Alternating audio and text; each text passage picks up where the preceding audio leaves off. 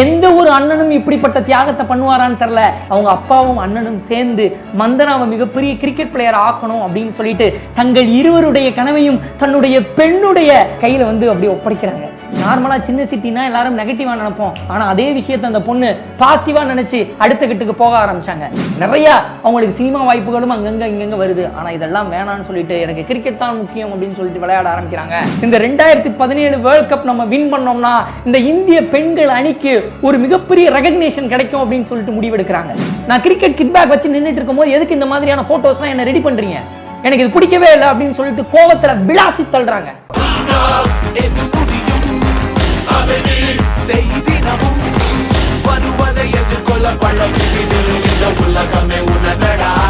Hi, நான் அர்ஜய் சாந்த்.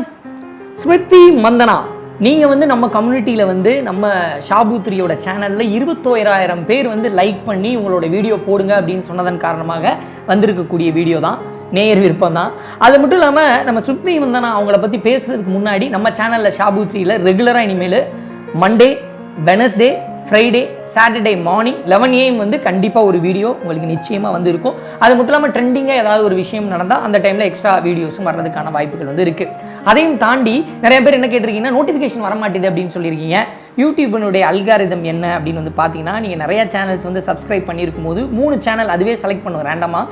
ரேண்டமாக select பண்ணி ஒரு நாளைக்கு 3 சேனலோட நோட்டிஃபிகேஷன் மட்டும்தான் தருவாங்க. ஸோ அதனால் நம்ம சேனல் வந்து ரேண்டமாக வரும்போது சம்டைம்ஸ் உங்களுக்கு மிஸ் ஆகலாம்.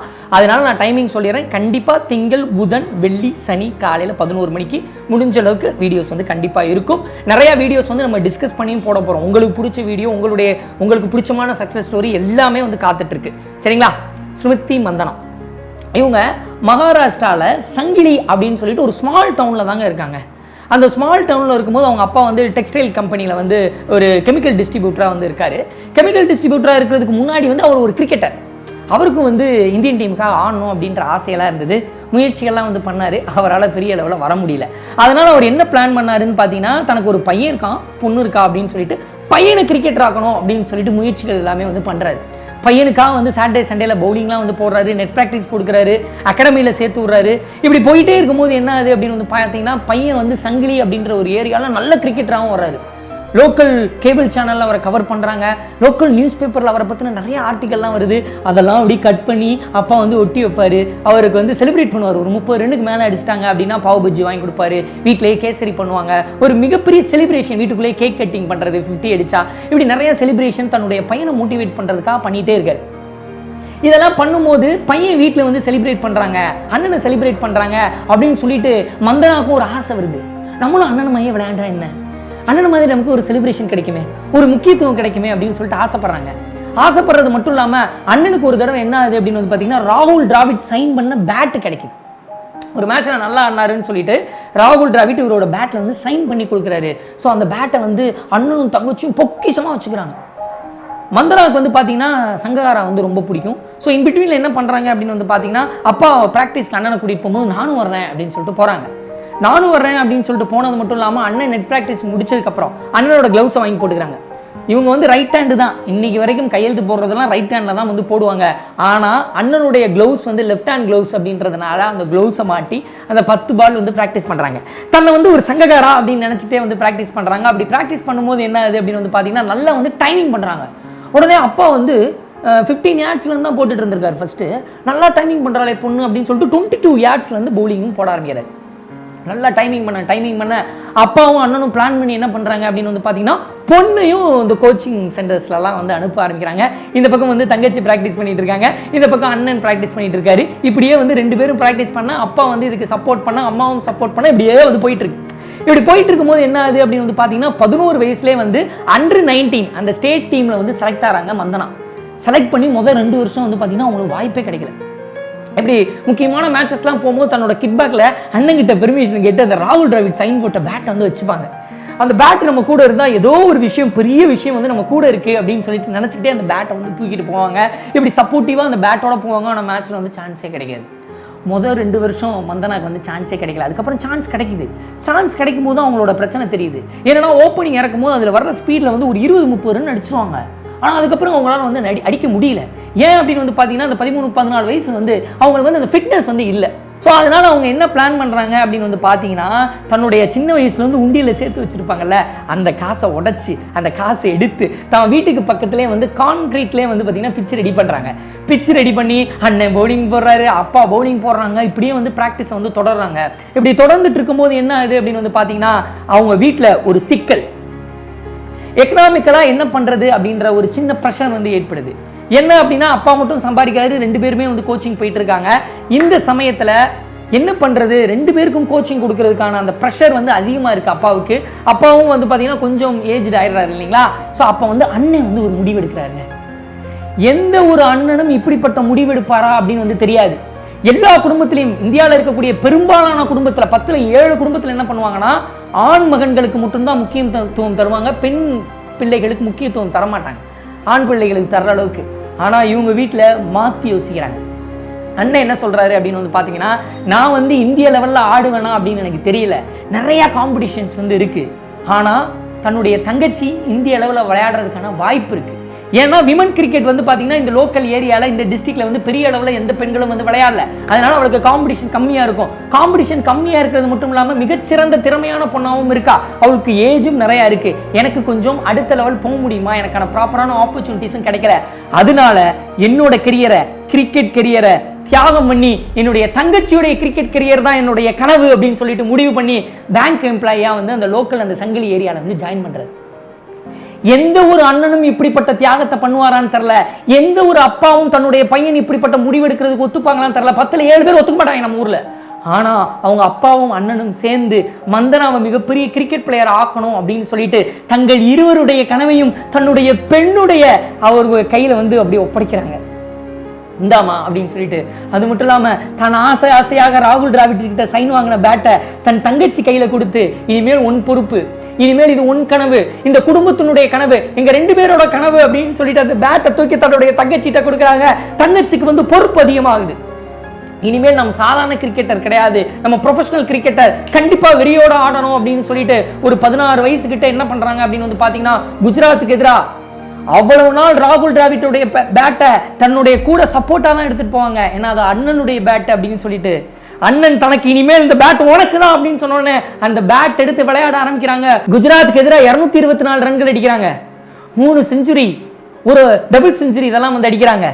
சின்ன சிட்டிலேருந்து வரணுமா, எப்படி இப்படிலாம் ஆடுற அப்படின்னு சொல்லும்போது, சின்ன சிட்டியில இருந்தால் எனக்கு அது கிடைக்கல இது கிடைக்கல அப்படின்னு சொல்லிட்டு எல்லாம் குறைய சொல்லுவாங்க.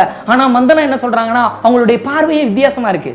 சின்ன சிட்டிலேருந்து வர்றதுனால தான் எனக்கு வந்து பார்த்தீங்கன்னா ஸ்கூல் வந்து பக்கத்தில் இருக்குது, வீடு பக்கத்தில் இருக்குது, நெட் ப்ராக்டிஸ் பண்ணுற இடம் பக்கத்தில் இருக்குது, அதனால் சல்லுன்னு போயிடுறேன், ட்ராவல் பண்ணுற டைம் கம்மியாக இருக்கிறதுனால நான் வந்து டயர்டாகிறதில்லை அப்படின்னு சொல்கிறாங்க. சின்ன சிட்டியில் இருக்கிறதுனால தான் என்னோட அகாடமியில் வந்து பார்த்தீங்கன்னா நிறைய க்ரௌடெல்லாம் இல்லை, அதனால என்னால் நிறைய நேரம் ப்ராக்டிஸ் பண்ண முடியுது அப்படின்னு சொல்கிறாங்க. சின்ன சிட்டியில் இருக்கிறதுனால தான் என் வீட்டுக்கு பக்கத்தில் மிகப்பெரிய கிரவுண்ட் இருக்குது, அந்த கிரவுண்டில் நானே கான்கிரீட் பிச்செல்லாம் போட்டு என்னையால் விளையாட முடியுதுன்னு. நார்மலாக சின்ன சிட்டினா எல்லாரும் நெகட்டிவாக நினைப்போம், ஆனால் அதே விஷயத்தை அந்த பொண்ணு பாசிட்டிவாக நினச்சி அடுத்த கிட்டுக்கு போக ஆரம்பிச்சாங்க. அந்த குஜராத்துக்கு எதிராக 200 அடிச்சாங்கல்ல ராகுல் டிராவிட் பேட்டை வச்சு, அதன் காரணமாக அவங்களுக்கு இந்தியன் டீமில் இடம் கிடைக்குது. 17 வயசில் இந்தியன் டீமுக்காக ஆடுறாங்க. 2013 ஆட ஆரம்பிச்சதுக்கப்புறம் வந்து பார்த்தீங்கன்னா இந்தியாவில் இந்த விளையாட்டு வீரர்களில் அழகான பெண்கள் அப்படின்ற லிஸ்ட்டில், அது மட்டும் இல்லாமல் இந்தியாவினுடைய கிரஷ் அப்படின்ற ஒரு சர்வேலையும் வந்து பார்த்தீங்கன்னா தான் வந்து இடம்பெறாங்க. நிறையா அவங்களுக்கு சினிமா வாய்ப்புகளும் அங்கங்கே இங்கங்கே வருது. ஆனால் இதெல்லாம் வேணான்னு சொல்லிட்டு எனக்கு கிரிக்கெட் தான் முக்கியம் அப்படின்னு சொல்லிட்டு விளையாட ஆரம்பிக்கிறாங்க. 2017 வந்து பார்த்தீங்கன்னா ஆஸ்திரேலியாவில் பிக் பேஷ் அந்த லீக் மேட்சஸ் வந்து ஆடிட்டு இருக்காங்க. பவுலிங் போடும்போது தன்னுடைய காலில் மிகப்பெரிய அடிப்பட்டவன உயிர் போற அளவுக்கு வலி. என்ன சொல்லிடுறாங்கன்னா ஒரு 6 மாசம் ஆகும், இந்த கால் வந்து எஞ்சி நடக்கிறதுக்கு 6 மாசம் ஆகும்னு சொல்றாங்க. இவங்களால தாங்க முடியல. ஏன்னா இன்னும் 5 மாசத்துல இந்தியா உலகக்கோப்பை விளையாடணும், ஆனா தன்னுடைய கால் ரெடியாக 6 மாசம் ஆகும்னு சொல்றாங்க. இவங்க என்ன பண்றாங்கன்னா ஒவ்வொரு நாளும் காலண்டரை பார்த்து, நான் இந்தியாவுக்கும் இங்கிலாந்துக்கும் இடைப்பட்ட இந்த 24 ஜூன்ல நடக்கிற ஃபர்ஸ்ட் மேட்ச் நான் ஆடுவேன், ஒவ்வொரு நாளும் காலையிலையும் நைட்டும் எந்திரிச்ச உடனே நான் 24 ஜூன் இந்தியா இங்கிலாந்து மேட்ச்ல ஆடுவேன் அப்படின்னு சொல்றாங்க. நைட்டு தூங்கும் போது இந்தியா இங்கிலாந்து மேட்ச் 24 ஜூன் நான் ஆடுவேன், என் கால் சரியாகும் அப்படின்னு சொல்லிட்டு இந்த இயற்கை கிட்ட சொல்லிக்கிட்டே இருக்காங்க. நீங்க இயற்கைன்னு நினைச்சுக்கலாம், இல்ல கடவுள்னு நினைச்சுக்கலாம், உங்க பிரியம். இந்த இயற்கை கிட்ட சொல்லிட்டு தொடர்ச்சியா அந்த மனசுல அந்த விஷயத்தை போட்டுக்கிட்டே இருக்காங்க, அந்த நம்பிக்கையை உள்ள தள்ளிக்கிட்டே இருக்காங்க, அந்த வெறியை ஏத்திக்கிட்டே இருக்காங்க.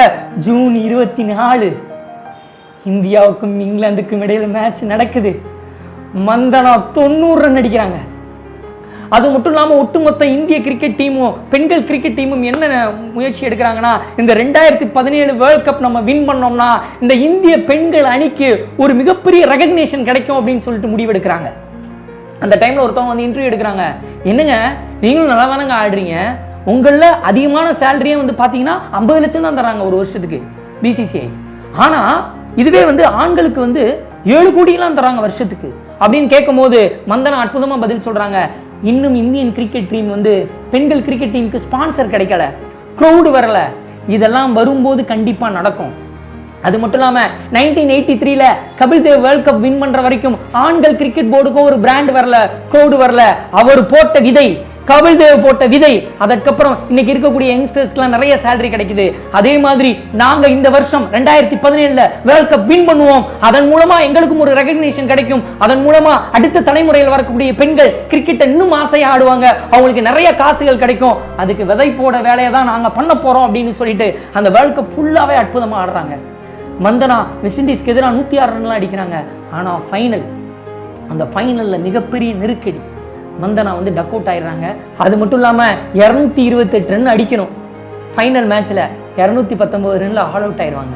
191 ரன் வரைக்கும் 3 விக்கெட் தான் போயிருக்கும். அந்த பதட்டத்தில் எப்படியாவது நம்ம வேர்ல்ட் கப் வின் பண்ணிடணும், பெண்கள் கிரிக்கெட் டீமை பற்றி ஒரு மிகப்பெரிய விளம்பரம் கிடைச்சிடணும் இந்தியாவில் அப்படின்னு சொல்லிட்டு அந்த முயற்சிகள், அந்த பதட்டம் சேர்ந்து தோத்துருவாங்க. தோத்ததுக்கப்புறம் பாம்பே ஏர்போர்ட்டுக்கு வரும்போது, சே நம்ம தோத்துட்டோம்ல, நமக்குலாம் யாரும் வந்து வழி அனுப்ப வரமாட்டாங்க, நம்மளை வந்து செலிப்ரேட் பண்ண வரமாட்டாங்க அப்படின்னு சொல்லும் போது, வெல்கம் பண்ண வரமாட்டாங்க அப்படின்னு சொல்லிட்டு நினைச்சிட்டு இருக்கும்போது அங்கேயும் பாம்பேல ஒரு க்ரௌட் இருந்தது. பேச ஆரம்பிச்சாங்க, மித்தாலி ராஜை பத்தி பேச ஆரம்பிச்சாங்க, மந்தனாவை பத்தி பேச ஆரம்பிச்சாங்க, கவுர் பத்தி பேச ஆரம்பிச்சாங்க. இப்படி பேச ஆரம்பிச்ச உடனே அவங்களுக்கு சந்தோஷம் வர ஆரம்பிச்சது. அது மட்டும் இல்லாம ஸ்மிருதி மந்தனா 2020 ஐசிசியினுடைய மிகச்சிறந்த கிரிக்கெட் பிளேயர் அப்படின்னு சொல்லிட்டு அவார்டு வாங்குறாங்க. அங்க அவார்டு வாங்கும் போது ஒரு ஸ்போர்ட்ஸ் வெப்சைட் என்ன பண்றாங்க அப்படின்னு வந்து பாத்தீங்கன்னா, நம்ம ஊர்ல இந்த கிரிக்கெட் பிளேயர் எல்லாம் வந்து பிராண்டா தான் மாத்துவாங்க இல்லையா, அப்படி பிராண்டா மாத்துறதுக்காக இவங்களுக்கு வந்து காஜல் போடுறாங்க, லிப்ஸ்டிக் போடுறாங்க, அந்த ஸ்கின் டோனை வந்து நல்லா பிரைட் ஆக்குறாங்க. இதை பார்த்து நார்மலாக வந்து நம்மளை பிராண்ட் ஆக்குறாங்க, இதன் மூலியமா நமக்கு நிறைய ஆடு கிடைக்கும் அப்படின்னு சொல்லிட்டு தான் எனி பிளேயர் வந்து திங்க் பண்ணுவாங்க. பெண்களுக்கு வந்து ஒரு சில பெண், அதாவது பெரும்பாலான பெண்களுக்கு வந்து பார்த்தீங்கன்னா அழகாக்கிக்கிறது பிடிக்கும். ஆனால் மந்தனா விளாசி தந்தாங்க. எதுக்கு நீங்கள் வந்து ஸ்கின் டோன் மாற்றினீங்க, எதுக்கு காஜல் போட்டீங்க, எதுக்கு லிப்ஸ்டிக் போட்டீங்க, எங்களுடைய திறமையை பாருங்க, நான் கிரிக்கெட் கிட் பேக் வச்சு நின்றுட்டு இருக்கும் போது எதுக்கு இந்த மாதிரியான ஃபோட்டோஸ்லாம் என்ன ரெடி பண்ணுறீங்க, எனக்கு இது பிடிக்கவே இல்லை அப்படின்னு சொல்லிட்டு கோவத்தில் விளாசி தள்ளுறாங்க. ஸோ நான் எந்த ஒரு வீடியோவையும் வந்து நீங்கள் ஷேர் பண்ணுங்கள் நிறையா பேருக்கு அப்படின்னு சொல்லவே மாட்டேன். ஆனால் அந்த ஸ்மிருதி மந்தனா வீடியோவை நிறைய பேருக்கு வந்து ஷேர் பண்ணுங்கள், உங்கள் ஃப்ரெண்ட்ஸ்க்கு வந்து நிறைய பேரை வந்து பார்க்க வைங்க. ஏன் அப்படின்னு வந்து பார்த்தீங்கன்னா, இன்னும் பெண்களுக்கான கல்வி முறை நிறைய இடங்களில் வந்து நிறையா குடும்பங்களில் வந்து ஆண் பிள்ளைகளுக்கு ஒன்று பெண் பிள்ளைகளுக்கு ஒன்று அப்படின்னு சொல்லிட்டு தான் இருக்குது. அப்படி இருக்கும்போது இந்த வீடியோவை பார்க்கும்போது ஒரு அப்பா மாறலாம், ஒரு அண்ணன் மாறலாம், ஒரு தம்பி மாறலாம், தன்னுடைய சிஸ்டர்ஸ்க்கும் தன்னுடைய மகள்களுக்கும் ஒரு அற்புதமான ஒரு கல்வி முறையை கொடுக்கறதுக்கான வாய்ப்பு இருக்குது. அதனால சொல்கிறேன், இந்த வீடியோவை நிறைய பேருக்கு வந்து ஷேர் பண்ணுங்கள். ஒருவேளை நீங்கள் பெண்களாக இருந்தால் உங்கள் குடும்பத்தில் நீங்கள் மிகப்பெரிய அளவில் இருக்கீங்கன்னா அதை கீழே வந்து கமெண்ட் பண்ணுங்கள். இந்த வீடியோ ஒரு மாற்றத்துக்கான வீடியோவாக நம்ம கொண்டு செல்வோம். அது மட்டும் இல்லாமல் ஸ்மிருதி மந்தனா அவங்களுடைய வாழ்க்கையை வந்து பார்க்கும்போது அன்னை தெரசா சொன்னது தான் ஞாபகம் வருது. ஒரு வெற்றி அடையணும்னா உங்களுக்கு உடல் வலிமையை விட மன வலிமையே முக்கியம் அப்படின்னு சொல்லுவாங்க. பெண்களுக்கு ஆண்களை விட எப்பயுமே மன வலிமை அதிகம்.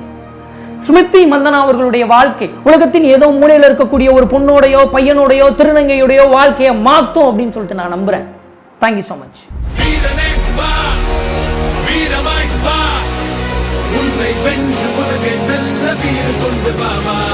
ஆயிரத்தை தாண்டி போனால் ஓடியில நீதான் ஒருவன், நாடி நரம்பெல்லாம் வெற்றி போராட்டமே.